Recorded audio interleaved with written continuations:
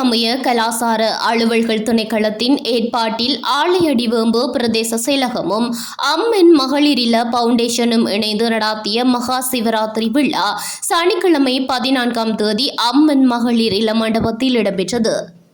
மகா சிவராத்திரி தினத்தை முன்னிட்டு ஆலையடிவேம்பு பிரதேச செயலகத்திற்குட்பட்ட 16 அறநெறி பாடசாலை மாணவர்கள் மற்றும் அம்மன் மகளிர் இல்ல அறநெறி மாணவர்கள் உட்பட 150 மாணவர்கள் பங்கு பற்றிய மகா சிவராத்திரி விழாவில் இந்து சமயத்தின் பண்பாடு கலாசாரங்களை பறைசாற்றும் வகையில் மாணவர்களுக்கிடையே போட்டி நிகழ்வுகளும் ஒழுங்கு செய்யப்பட்டிருந்தது.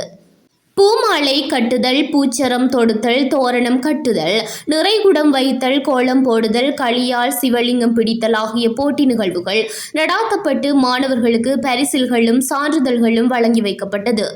இந்நிகழ்வில் ஆலையடிவேம்பு பிரதேச செயலாளர் ஆர். திரவியராஜ், ஆலையடிவேம்பு பிரதேச சபை தவிசாளர் ஏ. தர்மதாச, அம்பாறை மாவட்ட இந்து கலாசார உத்தியோகத்தர் கே. ஜெயராஜ், வி. வாமதேவன், தலைவர் அம்மன் மகளிர் இல்லம் மற்றும் திருமதி சர்மிளா பிரசாத், இந்து கலாசார உத்தியோகத்தர், ஆலையடிவேம்பு மற்றும் அறநெறி பாடசாலை ஆசிரியர்கள், பெற்றோர்கள், மாணவர்கள் என பலரும் இந்நிகழ்வில் கலந்து கொண்டிருந்தனர்.